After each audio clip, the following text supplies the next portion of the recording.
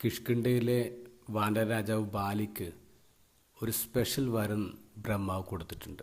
വരം ഇതാണ്: ബാലിക്കെതിരെ ആരെങ്കിലും യുദ്ധത്തിന് വന്നു കഴിഞ്ഞാൽ ആ ഒപ്പോണൻ്റെ പകുതി ശക്തി ചോർന്നു പോയിട്ട് ആ പകുതി ശക്തി ബാലിക്ക് കിട്ടും.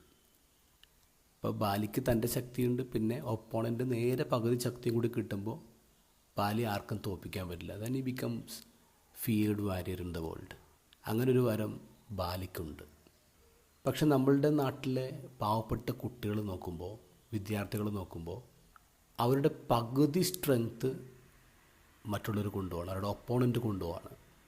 കാരണം അവരൊരു കോമ്പറ്റേറ്റീവ് എക്സാമിന് പങ്കെടുക്കുമ്പോൾ അല്ലെങ്കിൽ ഒരു ഇൻ്റർവ്യൂവിന് പങ്കെടുക്കുമ്പോൾ അവിടെ കൂടെ മത്സരിക്കുന്നവരാ വലിയ സ്റ്റാൻഡേർഡുള്ള സ്കൂളിൽ പഠിച്ച കുട്ടികൾ, കോച്ചിങ്ങും ട്രെയിനിങ്ങും സമ്പത്തൊക്കെ ഉള്ള കുട്ടികൾ. ഈ കുട്ടികളുടെ നിൽക്കുമ്പോൾ തന്നെ ഈ സാധാരണ കുട്ടികൾ പകുതി ശക്തി ചോർന്നു പോവാണ്. അവർ തോറ്റുവാണ്. അവർക്ക് റാങ്ക് ലിസ്റ്റിലേക്ക് കയറാൻ പറ്റുന്നില്ല. കാരണം അവർ മത്സരിക്കുന്ന ഒപ്പോണൻറ്റ് അവരെക്കാൾ ഇരട്ടി വേഗത്തിലാണ് പോകുന്നത്. നമ്മുടെ നാട്ടിൽ നമ്മൾ കണ്ടുകൊണ്ടിരിക്കുന്ന കാര്യമാണ്. നിറത്തിൻ്റെ പേരിൽ, ജാതിയുടെ പേരിൽ, പണത്തിൻ്റെ പേരിൽ, സ്റ്റാറ്റസിൻ്റെ പേരിലൊക്കെ കുട്ടികളിങ്ങനെ തടയപ്പെടുകയാണ്. തോറ്റുപോവാണ് നമ്മുടെ കുട്ടികൾ. ഇത് ഗോസ്പലിൽ നമ്മൾ കാണുന്ന ഒരു സിമിലർ സിറ്റുവേഷനാണ്.